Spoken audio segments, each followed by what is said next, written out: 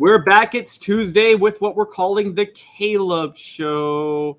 And I am still not engaging anything any of you guys say about what Dave's doing this week because he's on vacation.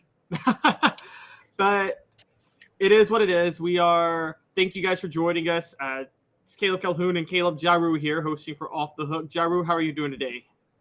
I'm good, Caleb. How are you? I'm doing pretty good. So, have you ever been too hammered to do a show? I'm not, no. Okay.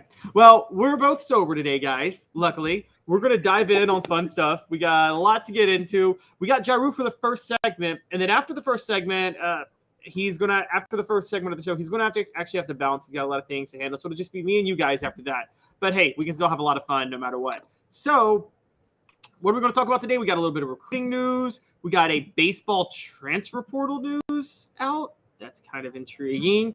And got some Tennessee-Georgia comparisons going on and the basketball SEC schedule. So a lot to get to. We're actually going to go ahead and dive right in with the news surrounding recruiting. Because recently, just yesterday actually, ESPN made a pretty bold prediction. Tom Van Haren, ESPN staff writer, he made a commitment prediction for 6 of the top 2024 recruits, and one of them on there was Braylon Staley out of South Carolina. He predicted that Staley would go to Tennessee. Staley's a 4-star, 6 feet, roughly 180.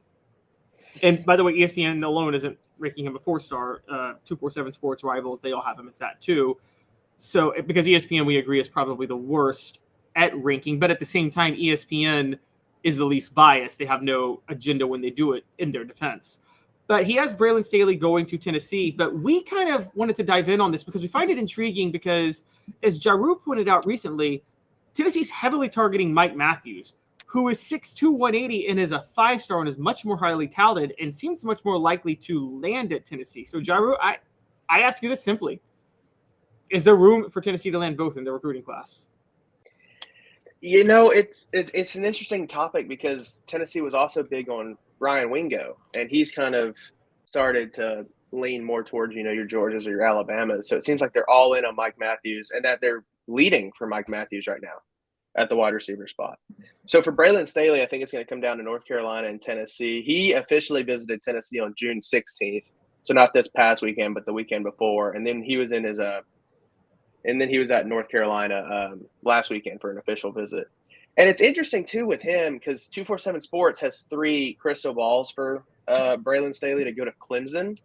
But the Tigers don't seem to be one of his top schools right now. It really does seem to be North Carolina and Tennessee. So you brought up an interesting point as well. If you take Braylon Staley and Mike Matthews, could Staley maybe specialize in more of a slot role? He's 6 foot, 180 pounds. You have to assume he's more of a fast guy compared to Mike Matthews' size and speed you could use on the outside. Also, Tennessee, like we saw last year, struggled with depth at the wide receiver spot. You had a lot of injuries. So Braylon Staley would probably be able to find a role. I just wonder if he's kind of mulling over if he wants to go to North Carolina, where playing time is probably a lot more prevalent than it would be if he went to Tennessee. Yes, but if you can get on the field at Tennessee, you're going to get turned into an NFL receiver. So, I mean, it's one of those where you take one, you take the other, you just kind of try to figure out what's going on with that. But yeah, I would assume that, okay, so right now Tennessee in their slot role at receiver, they have obviously Squirrel White, Dante Thornton, but there is room for a long-term future prospect at the position, and so you could theoretically see room for Braylon Staley. But I'm with you. Just because he's 6 feet doesn't mean that he's like a speed guy. We are just assuming that, so we don't know for sure. Maybe the rating is based on an assumption that he'll grow into what he's grow into a 6'2", 6'3" guy. We don't know. But so my question for you is, if you are Josh Heupel, do you consider maybe not taking Braylon Staley or maybe being a little distant because you're worried that if you land him, you won't land Mike Matthews? So Staley's committing this Friday, and Matthews is likely going to be a end of July, August commitment right before his senior year of high school. So that is something that they're probably thinking about. I don't think, and we see Tennessee do this a lot right now in their recruiting as well. Tennessee doesn't host as many guys on official visits as Alabama and Georgia does, but that's not because the prospects are turning down official visits. It's because they're not offering out as many official visits as you would sort of expect. So I'm of the mind that you can't put all your eggs in one basket, because what if Mike Matthews wakes up one morning and decides he doesn't want to commit to Tennessee and wants to commit to, somewhere else that's recruiting him. So that worries me if they do put all their eggs in the Matthews basket and then you don't land Matthews, because now you're kind of left high and dry on all of your receiver targets, because Wingo seems to sort of be a long shot at this point, sort of for Tennessee. They seem to be falling behind in his recruitment as well. And to go off of the slot thing, he ran 100-meter dash times of – Braylon Staley ran 100-meter dash times of 11.24 and 11.51. So the speed is there. I don't know if I'd say it's necessarily run you off the field speed that you want, that Josh Heupel wants at that slot position, like you think of with Squirrel White. But I don't know. This is a very interesting one, and I assume if ESPN knows enough to put him in their list of prospects, because ESPN's recruiting usually isn't as up to par with, obviously the recruiting websites, then he seems to be a hard lean to Tennessee. I just don't know how that would work if Tennessee ends up taking multiple wide receivers. Yeah, I agree. It seems, and also if you're Tennessee, and this is where recruiting rankings become a lot very, very sketchy, put it that way, which is that a lot of times you'll see recruiting rankings where programs loaded up on positions they didn't need. So if Tennessee gets a top 5 class because they have 6 4-star wide receivers or higher in the class, well, that's not going to mean that much, because 3 of them are going to transfer and not really play. I will say that it's funny you bring up Ryan Wingo. I actually thought he would have been leaning Tennessee more, but particularly being from Missouri, which is, as we know, Josh Heupel developed a reputation as an offensive coach when he was coaching at Missouri, and Ryan Wingo's from St. Louis. But at least according to some sources I'm seeing, he's leaning Georgia, isn't he? That's what it seems to be, yeah, for him. He seems to be trending more towards Georgia. And then it's kind of funny you bring that up, because Mike Matthews, the prospect from Georgia, is leaning towards Tennessee right now. So it really was – Tennessee was heavy on Ryan Wingo, and then Georgia kind of started taking the lead. And then Mike Matthews came onto the scene a little bit later, but him and Tennessee staff has really gelled in their little bit of time. And then obviously Mike Matthews took his official visit and really liked it. So I would say right now Matthews would be a Tennessee lean, and like you said, Wingo is probably more towards Georgia. Yeah, I would think the same thing. Good morning, Travis. Travis is bringing up a story on Florida baseball coach Kevin O'Sullivan. Travis, yes, I'm aware of that story. It's a couple of years old. It's going to be a little bit difficult for me to just try to. I'm not going to squeeze that in right now. Put it that way. It's a little bit disturbing. We'll just stick with that. We'll get to baseball in a minute, but kind of rounding out the recruiting rankings for this and where things are going. If you are a receiver, Jarreau, now would you take, if you're a 4-star French 5-star, if you're Braylon Staley, would you take a chance at Tennessee where you may not play just because the system, the reward is so great if you become a starter in that system? With the transfer portal the way it is today, I would, yeah. Just because Braylon Staley and also Tennessee doesn't have a receiver yet in the class. It's just they're in with so many receivers right now and have so many receivers on campus that picking up multiple in this class could cause issues for guys not seeing the field. But like we've said before, if Braylon Staley does take over that slot role, he could be, Jalen Hyatt levels of NFL scouts and making a jump in college. And if he doesn't see the field the way college football is today, he can transfer in 1 or 2 years with no penalties and start over somewhere else at a different school. So the transfer portal really does change everything, because we're having this whole conversation when he could be thinking about he could always decommit in a month too if Mike Matthews commits to Tennessee, or he could get to campus for 1 or 2 years, realize he's not going to see the field and transfer to somewhere else and play almost instantly. So it really is a unique situation, especially with the way college football is today. Yeah, I would venture to say the same thing. This is why I think Jake Merklinger committed. I think Jake Merklinger took a shot, wanting to play in Heupel's offense. he might not win the job over Nico, but if he doesn't, so what? He can go transfer and play somewhere else, and he doesn't really lose a year of eligibility because he could just take a red shirt if he wanted to. So, I mean, I agree. I don't think it's a big deal at all. Moving on, we're going to talk a little bit of Tennessee baseball because we had some breaking news this morning. Not Florida baseball, Kevin O'Sullivan drama. That's crazy. But last night was the end of the College World Series. And then this morning, Chase Burns entered the transfer portal. We talked about it yesterday, but it wasn't official. It's official now, but Jarreau, it does seem inevitable. My question is, do you think it's smart for Chase Burns to do this? Like you said, I think it was inevitable. I don't think anybody was really doubting if Chase Burns is going to stay around or go in the transfer portal. But from my standpoint, I don't really see the point of leaving at this point. He was disgruntled about moving to the bullpen, and I understand that. But he was successful out of the bullpen. Before he moved to a reliever role for Tony Vitello in Tennessee, his ERA was over 11 after 4 starts. So he wasn't having success on the mound. I guess you see it a lot of times, too, in college athletes. I would call it maybe a sophomore slump that he just didn't have it at the beginning of the season. But I find it hard to believe Tony Vitello didn't talk to Chase Burns and let him know that he was probably going to be a starter next year. Because you think about it, you lose Andrew Lindsey, who turned into Tennessee's Friday night starter. Chase Dolander's going to the draft, who turned into Tennessee's Saturday starter. So you're left with Drew Beam and Chase Burns as really your 2 real starter mold type guys. And I assumed before it came out that Burns was transferring that Beam would slide into the Saturday role and Burns would be your Friday night starter like he was his freshman year again. So I'm not really sure what difference it makes if he goes to a different school, because he wasn't having success as a starter at the beginning of the season. And everywhere no matter what school he goes to, the mound's 60 foot 6 inches, and he's still throwing to, you're going to assume, SEC guys. So I don't see the logic, but I assume it was probably a decision between him and his family and what they thought was best. Yeah, it's funny. Just yesterday, it sounds like Tony Vitello told John, or this morning maybe, told John Wilkerson on 99.1 The Sports Animal that his exact quote was, "We've kind of known that he would be gone for a while."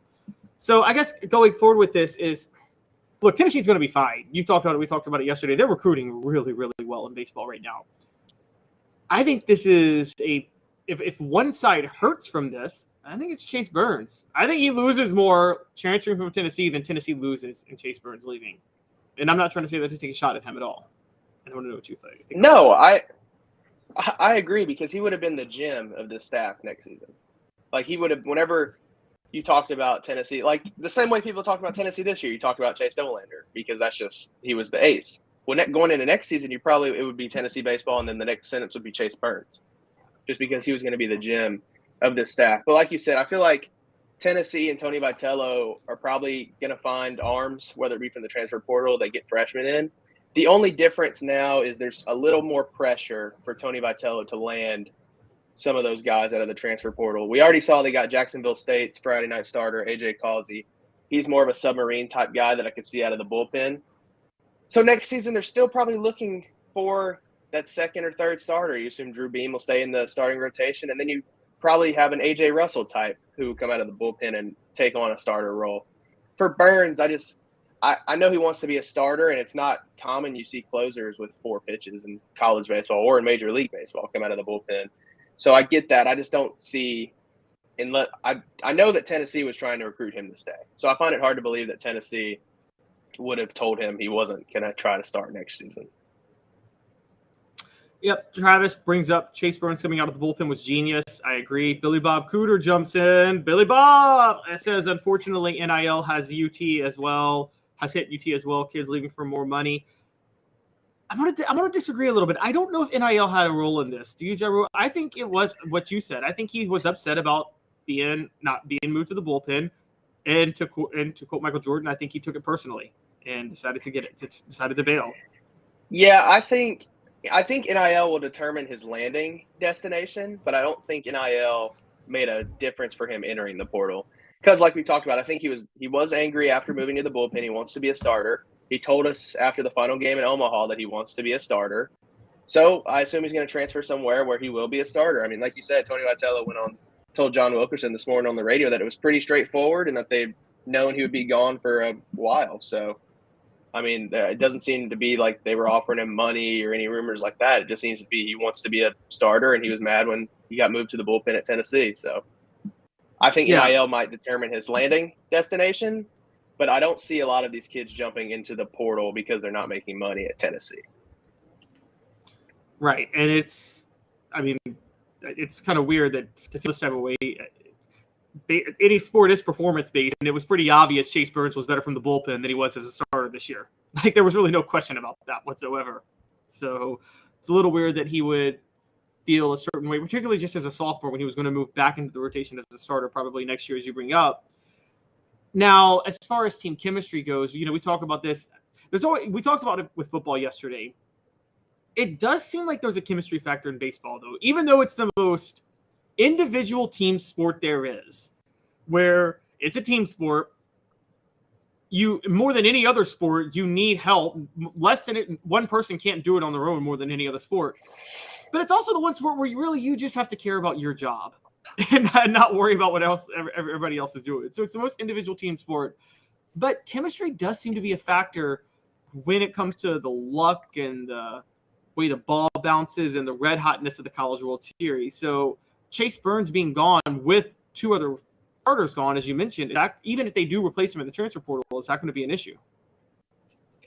I don't believe it'll be an issue with Frank Anderson coaching the team, because you do have that continuity, and you'll have Drew Beam still, who can kind of take on and be the ace of the role. And you have a ton of bullpen guys as well who will stick around. So like I said, A.J. Russell is definitely a candidate to take over a starter's role.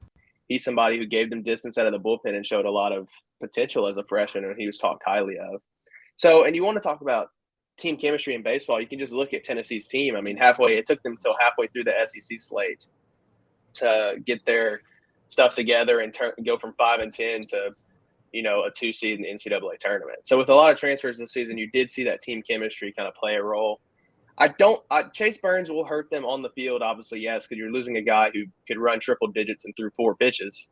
But I don't see it being as much as a team chemistry thing, as you say, just with the continuity of the coaching staff. And you still have guys like Drew Beam who can kind of keep the system in place that produced Chase Dolander, guys like Chase Burns, stuff like that. So I do see what you're saying. I just don't.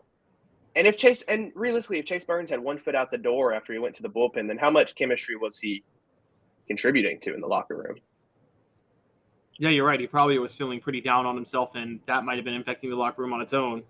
Which it's funny because we talked about the strength of the bullpen, but Chase Burns was a strength of the bullpen. I mean, I thought that if they could have gotten to that next weekend, that would have been an advantage, but the bats really weren't showing. Jarreau, thanks a lot for doing this. I know you got a roll. We will have you back on Thursday. So, again, I really appreciate it. Thanks for doing this. Yes, sir, Caleb. I'll talk to you later. All right. Have a good one, Jarreau.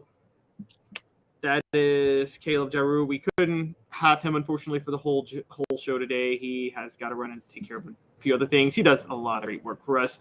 We're going to take an early break, and then we're going to get back and talk a little bit about Tennessee football versus Georgia. Beforehand, portions of the program brought to you by Zen Sports. Zen Sports is the new sportsbook in Tennessee, revolutionizing the way you earn sports betting rewards. That means no more deposit bonuses that turn into deposit nightmares. On Zen Sports, what you see is what you get. And with their cash rewards program, you get a lot of cash. For a welcome bonus, earn an unlimited 5% cash back on your betting volume for your first 15 days when you sign up with the code HOOKED. That's HOOKED, HOOKED. That's right, unlimited 5% cash back. Keep betting and keep earning with up to 3% cash back on your betting volume every month after that.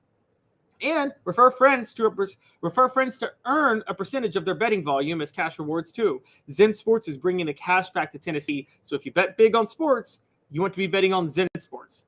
Zen Sports betting just got better.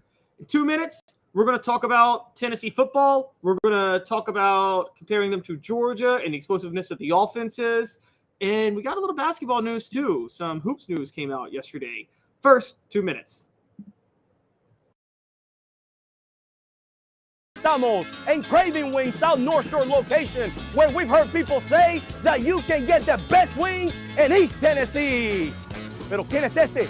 El número 87, Jacob Warren. I'll just do 6 in my sauce 87, please. Imposible, señorita. Dale 6 más. Look at these wings. Perfectas, deliciosas, fantásticas. Man, I don't know what you're saying, but it sounds awesome. How do you say fresh, never frozen in Spanish? Frescas, nunca congeladas. Make your way to Craving Wings and get you 6 más. But what was funny about Cadis, we were a full continuum of care at that time. We had detox, we had inpatient, we had outpatient. So we were doing a lot of the things that we do now. But now we just do them so much better. It's really a simple program, but we're complicated people. I am what I am, and now I got to do something about it. You can take your life back. Call Cadis today. Got cataracts? We can fix that. Never miss another moment. With a little help from Doctors Campbell, Cunningham, Taylor, and Hahn at cctis.com. Do you want to own the more that owns every job? Then get to Vassey Lawn and Garden in Cleveland and get you a Toro. I'm David Vassey, here to talk to you about Toro. With a Toro Zero Turn, you'll get more out of every minute and you'll reach the finish line faster. At Vassey's, we like to say, no matter if you're mowing 3 acres a week or 11 lawns a day, homeowners and business owners alike find confidence in equipment they can trust from top to bottom. Vassey Lawn and Garden, Highway 60 North in Cleveland. Man alive, it's worth the drive.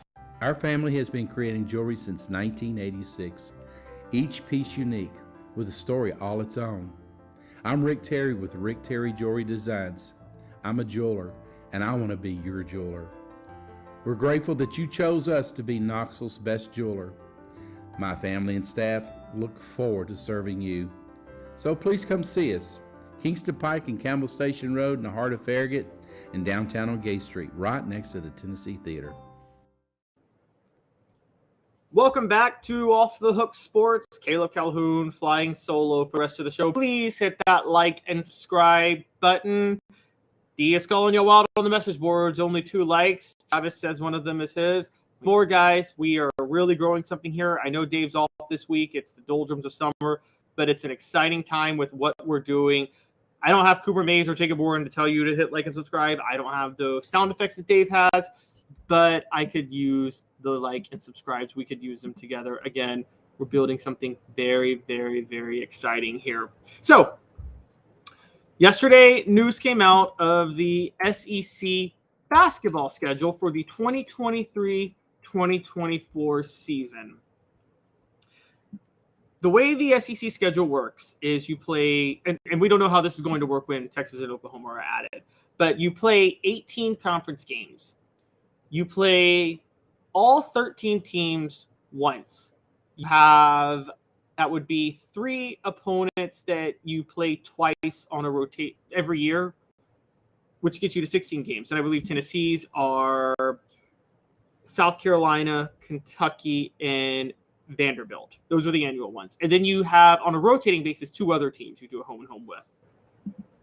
Not going to lie to you guys, Tennessee got a brutal draw with the SEC basketball schedule this year. Their other 2 home and homes are Texas A&M and Vanderbilt. Texas A&M and Alabama. Alabama, whatever you think of them as a program, is still rolling under NATO's. Brandon Miller may be gone. They're going to be back. They're going to be fine next year. Texas A&M is a program on the rise under Buzz Williams to the NCAA tournament.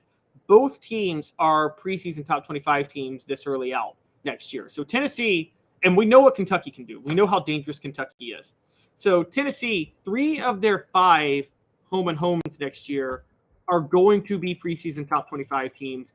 Their schedule's already pretty loaded for non-conference play, which Rick Barnes always does. And I'm just going to pull up the way too early top 25 for you right now because ESPN tracks these weekly. This is probably the best source you can get. To their credit, Tennessee is at number 6. So Tennessee is actually higher ranked than any of these teams we're talking about right now.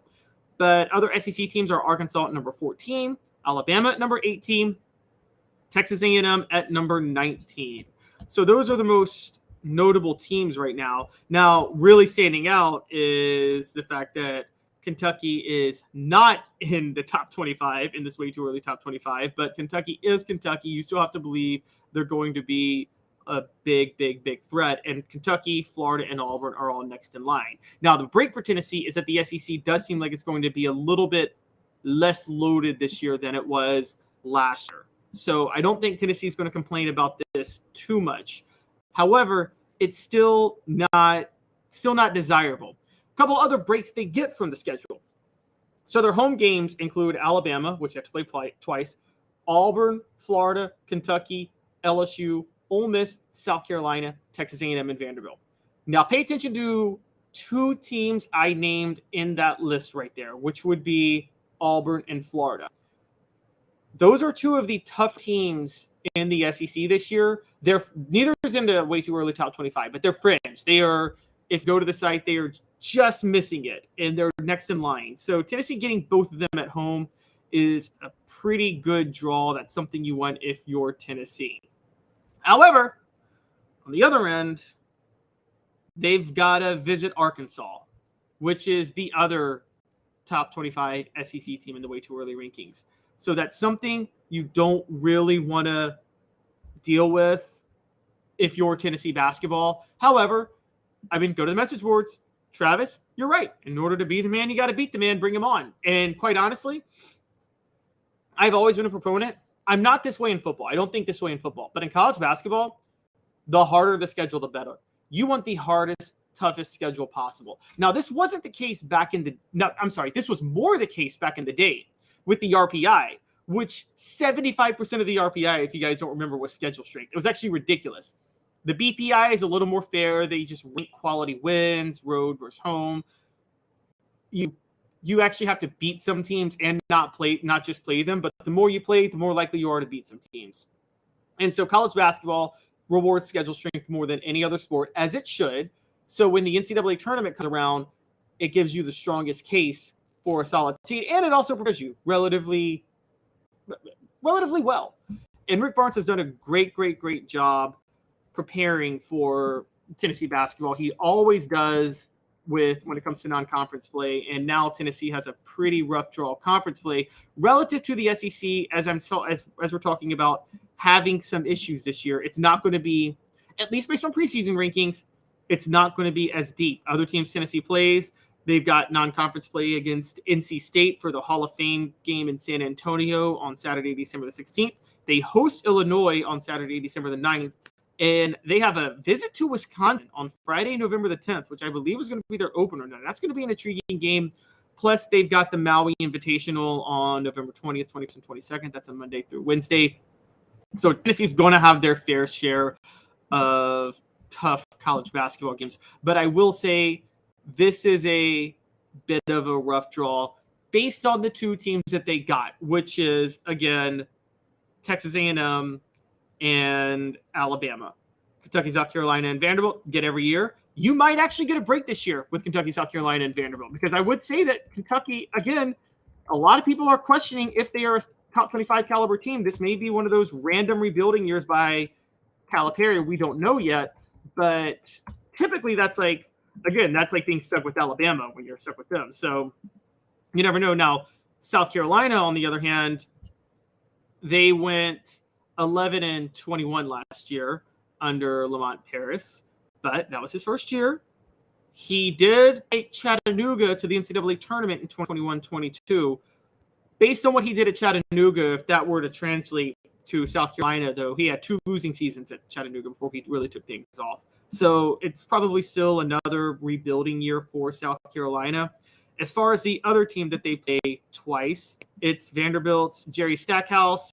And we know Vanderbilt under Jerry Stackhouse is hot and cold. I mean, particularly last year, Stackhouse was left for dead, and Vanderbilt finished very, very, very strong. It was their second straight year in the NIT quarterfinals. They could turn a corner this year, but at some point they have to stop stumbling out of the gate early in the season. Stackhouse, what's happening with him reminds me of Quanzo Martin at Tennessee back there in the day when Tennessee would always finish strong, if you guys remember the Quanzo Martin years, but they would start off really, really, really slow. So they were playing catch-up to get to the NCAA tournament which is why they missed it the first 2 years. They missed it in 2011, 2012, despite finishing second in the SEC.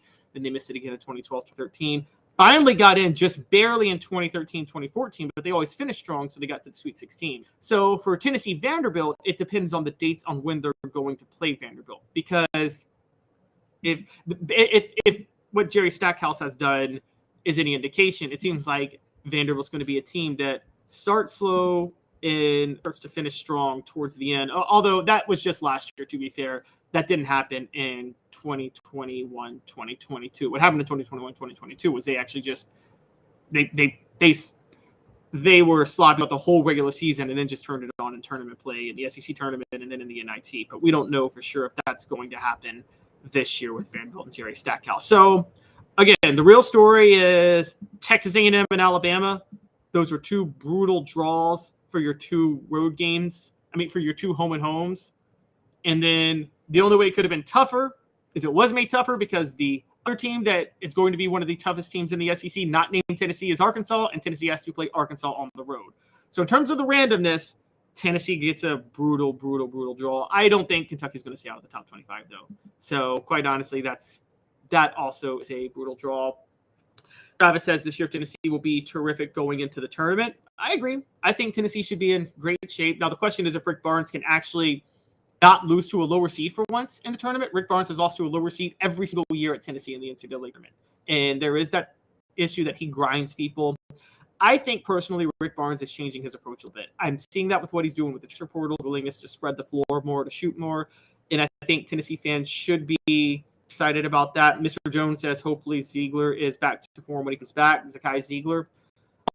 Well, Mr. Jones, I will say this. He's going to get tested pretty quickly because Tennessee's got a brutal schedule starting out, as I just mentioned. But perhaps that's what they need. That's what he needs to get into a rhythm to kind of get used to playing the competition he's going to have to face. So I think largely Zakai Ziegler and Tennessee will be fine. I think there will be more growing pains with this Rick Barnes team than there will in the past. It's huge that Josiah Jordan-James, Santiago Vescovi, and Ziegler are all back. Honestly, you're not that upset that your bigs are gone, with the exception of Jonas Adu. Uras Plavcic was oftentimes a liability. A lot of the reason when he was successful was because he's let him be successful because they didn't think he was good enough to draw people away from the perimeter. Olivier Kamwa did have that great game when Duke jumped to a zone in the NCAA tournament and started hitting every shot from the free throw line. But just the style of play that takes you far in the tournament now, given how Tennessee's constructed, Kamwa is not going to fit, particularly with Jonas Adu developing. Chris Ledlam coming in also kind of wasn't going to make room for that. So I think the big thing is Tennessee's going more for scores now on the perimeter. They added Jordan Gainey, Dalton Connect, two sharpshooters from USC Upstate in Northern Colorado. Freddie DeLeon, watch out. That's the big one. Freddie DeLeon the fifth. I think he could be a superstar in the making. There's still DJ Jefferson, Jemai Mashak as a defensive specialist, and Jonas Adu and Toby Awaka. That's enough for your post game. Plus, Josiah Jordan-James can move to the post, and there's JP Estrella and Kate Phillips. So I think as far as basketball goes, Tennessee is constructed pretty well. Again, the schedule is the big question. We know they got two brutal draws with Texas A&M and with Alabama. And we also know Arkansas on the road makes it even tougher. Things overall, though, again, the SEC being down can help them. But at the same time, maybe that's why you want the brutal draw if you're Tennessee. The SEC being down, you probably need to play tougher teams to help you up your schedule. That's something that Bruce Pearl did when he first took over at Tennessee in 2005. For those who don't remember, the SEC was really down during that time.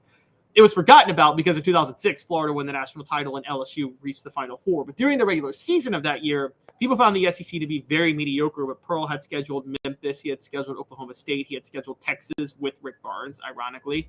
So it really helped Tennessee, and they got the number 2 seed in the NCAA tournament that year. That's probably going to be the situation Rick Barnes and company are in this year but it's going to be better because they actually do get to go to a tournament going to Maui, and they get Wisconsin and they get NC State. So they get enough teams that's going to beef up their resume. The SEC is very much in flux. You know, it's funny. Back in 2016, 2017, I kind of thought the SEC was a mark of stability with very solid coaches at every program. And, I mean, that was when you had Ben Howland at Mississippi State, Quanzo Martin at Missouri, obviously Calipari at Kentucky. You had solid coaches exception of Calipari, that weren't superstar coaches, Frank Martin in South Carolina, but that could get the job done. I think with this new NIL age and with this new amount of money that's coming in, though, I think that many SEC programs are shooting a lot higher than just having a solid basketball program. And you're seeing that a lot more. And I think a lot of them just decided that maybe 2 years ago. And that's probably has a lot to do with why the league will be in flux this year, because there's still a lot of rebuilding going on. So that's intriguing to pay attention to when it comes to the SEC. Mr. Jones, you asked who replaced Julian Phillips and Olivier Nkamhoua. Nobody. They're going to change their offense. Jonas Aidoo is going to be really the only true post player. If you look at the starting lineup, my prediction is that Jonas Aidoo plays in the post. And then he runs 4 perimeter guys: Zakai Ziegler, Josiah Jordan-James, Santiago Vescovi, and I'm going to say Freddie DeLeon. Now, of those 4, James would be if you need a second guy in the post, James can switch down. But that's what I think they're going to do more than anything else. I think Rick Barnes is going to play a little bit of small ball. Before we move on, portions of the program brought to you by crafttreats.com. I'm sorry, brought to you by Craft Treats. Crafttreats.com is your home for the best pet treats in the world. They even have CBD-infused treats that can minimize your pet's digestive, arthritic, or anxiety issues. Use the promo code Off the Hook. Crafttreats.com. My dog, he's not at the age yet where he has digestive arthritic issues, but he does have anxiety issues a lot. Craft Treats can help chill your dog out. If your dog's nervous about a lot of things, for instance, my wife, when she's alone with my dog, my wife is very annoyed. She watches all the Dateline stuff, and so then she's got a dog who's got anxiety. It's not good for them together. They need Craft Treats for him, so at least one of them can be calm because they just feed off each other's anxiety. So crafttreats.com for the best pet treats in the world. So moving on, let's compare Tennessee football and Georgia a little bit, because there are a couple of intriguing stories that I want to get to that kind of tie together. The first one is that Brad Crawford of 247, our man Brad Crawford, we criticized him yesterday. I don't know if we're going to criticize him today, but he had an interesting take when he ranked the most explosive offenses in the SEC, the top 7. Tennessee came in at number 2, and he said the projected offensive strength would be explosive plays, named Dante Thornton and Joe Milton as the guys coming in, and he also mentioned Jalen Bright and Jabari Small and the need for them to produce to make the offense go. However, intriguingly enough, he named the Georgia Bulldogs the number 1 explosive offense in the SEC. Yeah, you heard that right. The number 1 explosive offense, not the best offense, the explosive offense. This was shocking to me. This was absolutely shocking to me. Because if you want to say Georgia's offense is better and more efficient than Tennessee's, I can get with that. We saw that last year when Tennessee and Georgia played. They moved the ball so well. Georgia loses a lot of talent from that offense. But I can understand if that's how you feel. But to say they're more explosive than Tennessee, I think is a little weird. He says that just strength is their offensive line. What's throwing me off about this is, okay, if their strength is their offensive line, they're not going to be explosive. They're going to run the ball. Now, to Crawford's credit, he mentions Carson Beck at quarterback and 2 wide receivers, Dominic Lovett and Robert Thomas, to suggest that Georgia's going to be a little bit more explosive this year than in the past, particularly with Brock Bowers as the headline grabber at tight end. And the offensive line should allow for them to be explosive. I have to be honest.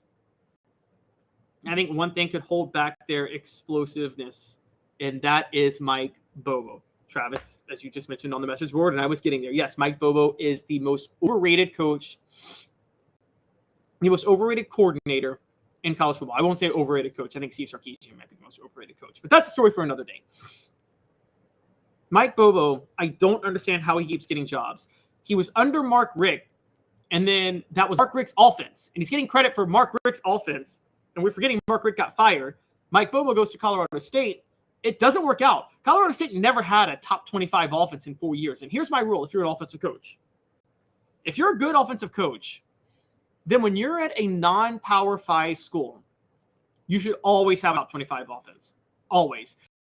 I'm not saying in your first year. I'm not saying when you're building the program. But when you're at your best, when the program's where you want it to be, your offense should be in the top 25. Mike Bobo's offense never was. That is a giant red flag. I think he's going to make them even less explosive than Todd Monken did, because Todd Monken was great with analytics and smart with how he went about things. But Todd Monken could have been explosive if he needed to be. Kirby Smart didn't want it. So I don't agree with the idea that Georgia's offense is more explosive than Tennessee's. Again, maybe better, not more explosive. Heck, I would put money on LSU's offense being more explosive than Tennessee's, Ole Miss's offense being more explosive than Tennessee's, Arkansas's offense being more explosive than Tennessee's, and maybe even South Carolina's. I'm not saying any of them will be, but they're more likely than Georgia, because Georgia's offense won't be explosive this year, even if it's the best. I don't think either is true, though. And I'm sorry, Tennessee's offense is going to be the most explosive in the SEC. But with that, we've got another story that came out, and this is on Athline, and Steve Lassen had an interesting take. He ranked he looked at college football's biggest trap games for playoff contenders. Now, he didn't consider Tennessee a playoff contender. Tennessee was not in. There were 14 teams that were named playoff contenders. Tennessee, not one of them. Somehow Notre Dame was, Oregon, Clemson, Texas, Utah, Washington, Penn State, Florida State, LSU, Ohio State, USC, Alabama, Michigan, Georgia. Those are the playoff contenders. However, even though he didn't have Tennessee as a playoff contender, he said Tennessee is one of the two biggest trap games for Georgia in 2023. The other one being Auburn. Georgia has to visit Auburn September the 30th, Tennessee November the 18th. Now, I'm going to be hypocritical here, because should every trap game team be a playoff contender? No. Obviously, being a team that be a trap game versus being a playoff contender are two different things. However, if you are Tennessee and you are a trap game for Georgia, that means you can beat Georgia. If you can beat Georgia, you're a playoff contender if you're Tennessee, because if you look at the rest of Tennessee's schedule, there is absolutely nobody on the schedule that they're guaranteed to lose to. So I think what drives me crazy about this list, outside of the fact that Florida State is on it, and you guys know how I feel about Florida State, I think they're massively overrated. The same holds true for Texas. I think what annoys me the most about it, if Tennessee can beat Georgia, which you are saying that by the fact that they're a trap game, then you have to believe that they're a playoff caliber team. Because outside of maybe making the case that they can't beat Alabama, there's nobody else that they can't beat on this list. Now, I think they can beat Alabama. But if you're Steve Lassen and you think they can't beat Alabama, fine. But there's nobody else you reasonably think they can't beat on this list. There's Virginia, Austin Peay, at Florida, Texas San Antonio, South Carolina, Texas A&M, at Kentucky, UConn, at Missouri, and then Vanderbilt to close out the year. They'll be favored in all 10 of those games. And right now, they would be favored in all 10 of those games.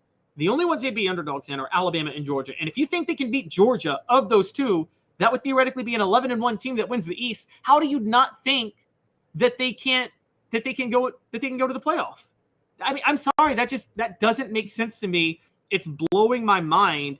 And I'm sorry. I think that this makes no sense. I think if Tennessee can beat Georgia, the question of the season is if Tennessee can beat Georgia. And if they can beat Georgia, there's absolutely no reason that they can't go to the playoff. I think this is absolutely ridiculous. So Lassen says of Georgia's 12 regular season matchups, this game in Knoxville is likely to be the closest in terms of spread. Can the Volunteers' high-powered offense find a way to move the ball? Bulldogs standout defense. Okay, relative questions. Fair questions. Alabama, by the way, their two trap games are considered Tennessee's other foe on here. Their two trap games are considered Texas A&M and Auburn, both on the road. There's a lot of talk of, by that point, Auburn will be rolling under Hugh Freeze. Again, Auburn can be trap games for Alabama and Georgia, but nobody believes reasonably they're going 10-2. There's really not a path for them to go 10-2 or 11-1. And the Texas A&M game is called a trap game because they almost won last year and then beat Alabama 2 years ago. But I think the Texas A&M is going to come off the rails under Jimbo Fisher. LSU is another SEC team. They have a trap game that's considered at Ole Miss. I mean, I agree, and I actually think Ole Miss should be a trap game for Georgia if we're looking at trap games for everybody. And then Duke is considered a trap game for Notre Dame, Arizona for Oregon State, Syracuse and NC State for Clemson.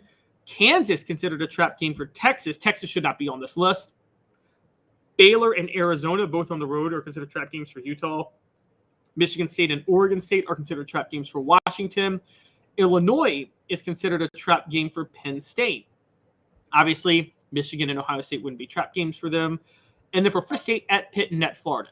Now, if Tennessee were on this list, you might call Florida a trap game. I call Kentucky and Missouri trap games, but I could see Florida on this list. I think people are way too high on Florida right now because of one hot recruiting weekend that they had under Billy Napier. Jarreau and I talked about that at length yesterday. And Pitt is kind of an intriguing one, given what Pat Narduzzi is running. Florida State's not going to have a trap game. Going 8-4, 9-3, something like that. They're going to be a massive disappointment this year. They're getting way too hyped. Ohio State's big trap game at Wisconsin. That is very intriguing. It's right after they play Penn State, and it'll be in late October, so the program might be rolling a little bit under Luke Fickell.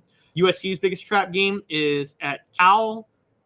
Okay, I see that. Justin Wilcox, former Tennessee defensive coordinator, everybody, has done a pretty decent job running that program. He's a great defensive coach. If Derek Dooley doesn't lose him, he may still have his job at Tennessee. And Michigan's trap game is at Maryland. But the real story, again, is Georgia and Tennessee. If Tennessee can beat Georgia, there's no way they can't be considered a playoff contender. So I think Tennessee should take it very personal that they're not considered a playoff contender on this. And they should take it very personal that they're not considered the most explosive offense in the SEC entering 2023. And Georgia shouldn't even be on this list. Explosive and good don't mean the same things. Okay, explosive are scoring off big plays. And if you're going to sell offensive line, that doesn't mean that Georgia can score on that Georgia's going to rely on a lot of big plays. I just don't buy that. I don't care about their new tight end, about their new receivers. They're going to rely on their offensive line, running the ball, and Brock Bowers. And Mike Bobo himself is an explosive offensive coordinator. So this is just kind of an annoying list altogether. I got to be honest with you guys. But the more I look at things, and the biggest story for me is for why Tennessee should have the most explosive offense in the SEC. The SEC has run off a lot of good offensive coordinators for whatever reason. South Carolina brought in Dowell Gaines this year.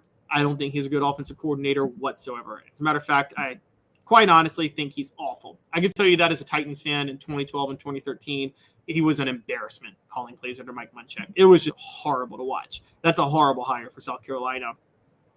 Georgia, Mike Bobo, I keep insisting, that's a terrible hire. Mike Bobo he's not a good coach. That's going to expose itself fairly shortly. Alabama, Tommy Rees, Tennessee fans should be happy about that. They should actually be a little excited about Tommy Rees at Alabama because, again, not that good of an offensive coordinator.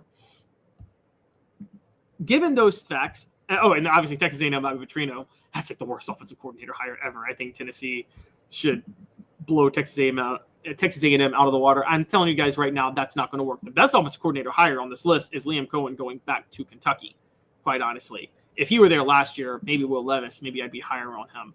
But long story short, there's a lot of bad offensive coordinators on this list.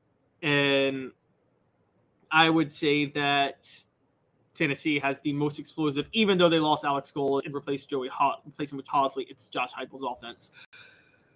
Mr. Jones brings up Heupel's had a top 10 offense every year as a coach and a coordinator. Yep. And Travis says the Titans are a dumpster fire anyway. Yes, they are a dumpster fire, but they are a dumpster fire largely because they've had bad head coaches. They've had bad assistant coaches. One of the reasons Mike Munchak got in trouble and I think got fired was because he stayed too loyal to his assistant coaches. And so I think in general, Dowell Gaines is a Tennessee fan should be very, very, very happy about the Dowell Gaines hire. That combined with Shane Beamer, I just don't think Shane Beamer knows what he's doing. He caught lightning in a bottle towards the end of last year with a very good quarterback who could be great with the right system, and they found the right system. I don't trust Gaines to put the right system around Spencer Rattler whatsoever. So I mean, I genuinely believe that Tennessee is actually in good shape. And again, if they can somehow beat Georgia, which this site says they could, they're a playoff contender. You can't hold two thoughts in your head. You can't hold that they can beat Georgia and that they're not a playoff contender because of the rest of their schedule. So this site doesn't make that part of the story doesn't make sense whatsoever. And it also doesn't make sense to call Georgia's offense more explosive than Tennessee's offense. Portion of the program brought to you by Andy Mason Real Estate. For the best prices and service in real estate in Knoxville, there's just one place, AndyMasonRealEstate.com. Andy and his partners have been in the real estate business for a combined 40 years. They know how the market works and how to save you tens of thousands of dollars. Andy Mason, at andymasonrealestate.com. When we come back, Greg Sankey did an interview with Joel Klatt yesterday about the state of college football. Quite honestly, wasn't much to glean from what he says because he doesn't say much.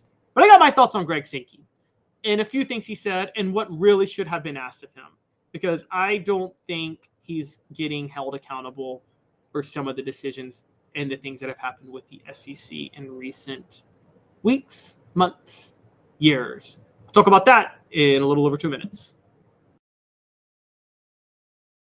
At sun, sand, and salt water, the beach is a very relaxing place. Unless you wear contacts. Ow!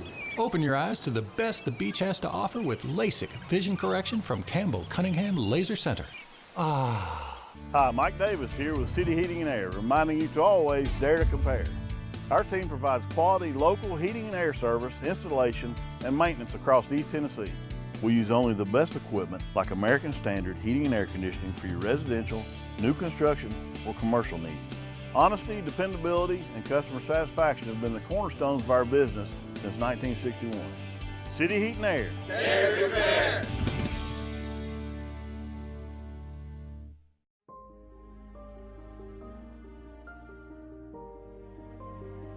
Our family has been creating one-of-a-kind pieces of jewelry in West Knoxville since 1986. Each piece is a combination of unique processes that bring your idea to life. Every day in our shop, a truly special item with a story all its own is being manufactured in our facility, bringing the history and family sentiment into a whole new generation of life. We're grateful that you chose us to be Knoxville's best jeweler, a title that we value and respect. Because to me, being a jeweler and owning a jewelry store are not the same thing. I'm Rick Terry. I'm a jeweler, and we want to be your jeweler. Kingston Pike and Campbell Station Road in the heart of Farragut, and downtown on Gay Street right next to the Tennessee Theater. When you want a hard cider that's easy to enjoy, one that's crafted to perfection, you need Tennessee Cider Company. Some say it's the signature cider of the South. Others say it's the cure to your craving. They all say you'll savor every sip.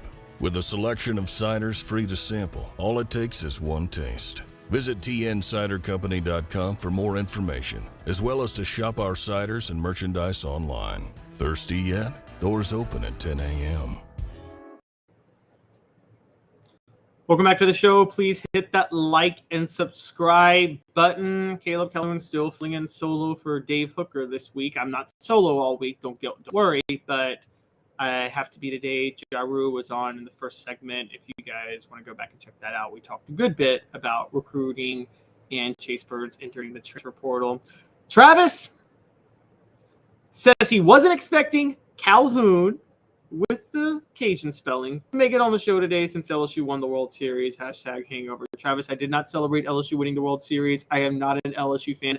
I am a fan of facts. And the facts are LSU right now is probably the biggest threat to Tennessee in terms of NIL and staying ahead of the curve on things. And their football program, again, LSU is the best job in America. So that's all that is. I'm sorry. That is the truth.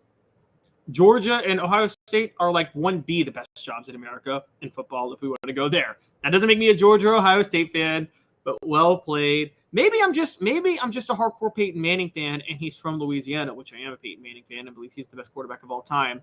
And since he's from New Orleans, does that have something to do with me being loyal to Louisiana? I don't know. I'm from Memphis, but I am a Lil Wayne fan though. Anyways, Greg Sankey was on Joel Klatt's show yesterday. It was the same type of interview that Klatt did with Nick Saban a week ago. Quite honestly, Greg Sankey reminded me a lot of Nick Saban. Very methodical, very political with his answers, boring a lot of times, but gave some intriguing answers on issues in college football. Because as we all know right now, college football is going through a massive, massive transition. And he talked about playoff expansion, the calendar, the scheduling, conference games, NIL, transfer portal. I encourage all of you to go and check out that interview with the forewarning that you're not going to get any real answers, honestly, because Greg Sankey says a lot while saying nothing. A couple of things, though, that Greg Sankey brought in that kind of stood out to me. A couple of annoying things. One was he talked about how the SEC didn't need playoff expansion. And his quote was, "The number of teams that have captured national championships out of this league is remarkable, and that's unique. That's part of what sets us apart. So we didn't have to expand." And I meant that. Even after we announced the additions of Oklahoma and Texas, I'm still comfortable staying at 4. I don't think we are going to have fewer teams in the 4 than we've had. But the feeling was that we weren't building upon the existing health of college football to the future of college football, particularly because we have an entire segment of the country not involved in the national championship, and that's the West Coast. This is a flat-out lie by Greg Sankey. Okay, I'm just going to tell you this is a flat-out lie. He's trying to pretend that the expansion didn't help the SEC, and it was more about involving other conferences. If it was about involving other conferences and other regions, one, the SEC itself wouldn't be expanding that 16 teams, and now rumors are they're trying to raid the ACC, which they are. And more importantly than that, he would have been fine with the initial proposal, which was an 8-team playoff where the 5 Power 5 champions go, the top group of 5 champion goes, and then 2 wild cards. He didn't want that either. And the reason he didn't want that, the reason he went to 12, was he wanted to maximize the number of SEC teams that could possibly get in, which is fine. That's the goal. It's about maximizing the revenue and the money. But quite honestly, just be upfront with that. He wanted more. That was one of the holdups on expanding the playoff to begin with. Was Sankey wanted a 12-team playoff. I think there were a couple of other conferences and commissioners who did. I believe Notre Dame wanted a 12-team playoff because that opened more wild card spots because they can't get an automatic bid as a conference champion. But for him to say something like that, that's just quite honestly it's just annoying that he would say something like that because it's just not true based on what he was trying to do. He wanted to expand and he just wanted to make sure they expanded to 12, not 8. Now, another interesting thing Sankey said was about future SEC schedules. Now, this is a big one. As we know, Sankey wanted 9 games for an SEC schedule starting next year with 16 teams and no divisions. The schools couldn't agree. Tennessee was one of the ones that blocked them along with Alabama, and the SEC is now stuck at 8 games next year. You can't have competitive balance in this league if you have an 8-game schedule with 16 teams and no divisions. It just can't happen. Sankey said, quote, "Our decisions about scheduling will have a lot of factors: non-conference game access, the number of conference games, how we place and how we schedule. Within the conference context, while we try to spread conference games throughout the season, we're somewhat unique in that we start week 2 with really important games. If you're going to play in week 2, that means you're going to have to fill some games out later in the season with non-conference foes." That is the most non-answer answer I've ever heard in my life. Okay, he was asked about how the SEC was going to design their future schedules. What he said doesn't mean anything. The real question was, how did he not have his troops in order in line for the SEC scheduling when the meet in Destin happened 2 weeks ago? And I have to be honest with you guys. I think Greg Sankey is losing his grip on the conference. I think that what he doesn't want to acknowledge is he tries to act like everything's under control, but it's not. They added Texas and Oklahoma, just really quick. Texas and Oklahoma asked to join the league, it looks like, and Sankey added them after having already signed that big deal with ESPN and ABC that they're locked into for 10 years, while the Big Ten has a TV deal worth twice as much that they'll get out of in 7 years. So before the SEC gets its next conference, before the SEC gets its next TV deal, the Big Ten will be on into its second deal, while its first one is already more than twice as much as the SEC's now. He got played. Greg Sankey doesn't want to admit this, but he got played. He got played by the Big Ten. He got played by the networks. He got played by ESPN. And he played himself by not being prepared for how the league was going to go about scheduling when it added Texas and Oklahoma. And a lot of these questions need to be asked of Greg Sankey, honestly. And he's saying a lot without saying much and without saying anything. And I think there's a lot of wanting to try to get interviews with him, understanding that he is right now the pantheon of college football because his decision-making, a decision he makes carries more weight than a decision anybody else in college football makes right now.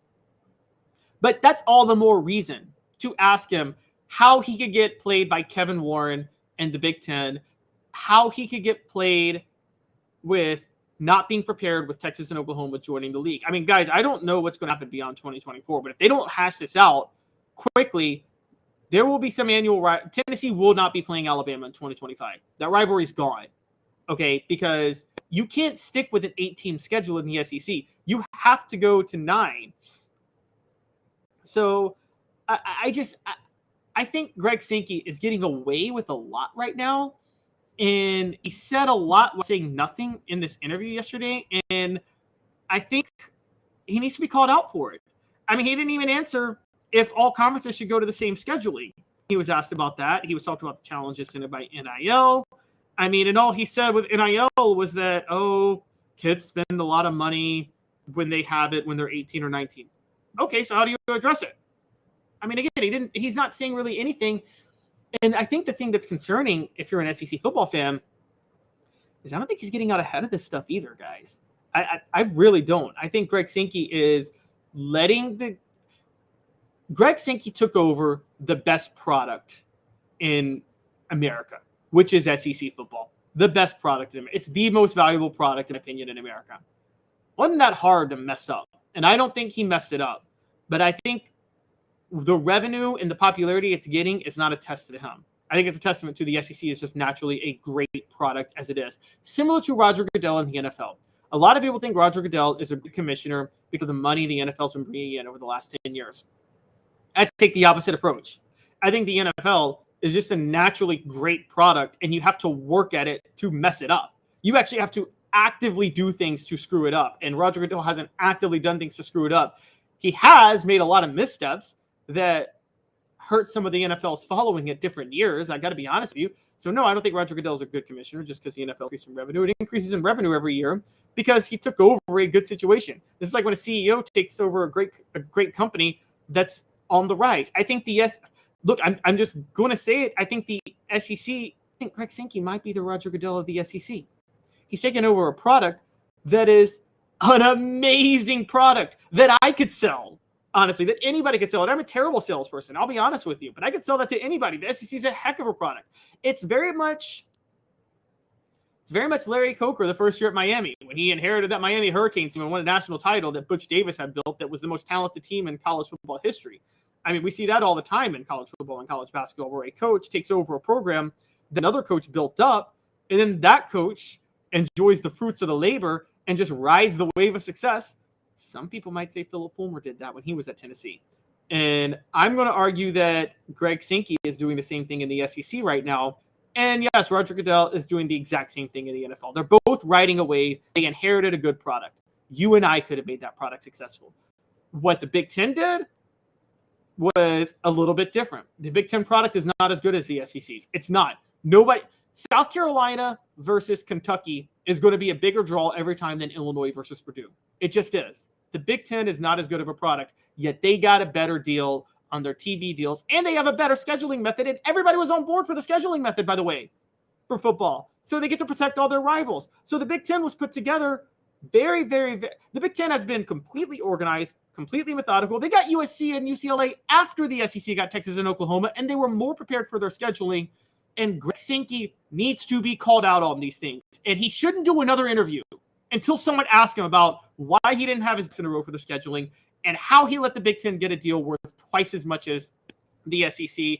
And if the SEC will be able to renegotiate with ESPN whatsoever, because this contract was done before Texas and Oklahoma were added. And if they can't, then the SEC signed a bad deal and they got played by ESPN. And they need to be called out for that because this is a 10-year deal, guys.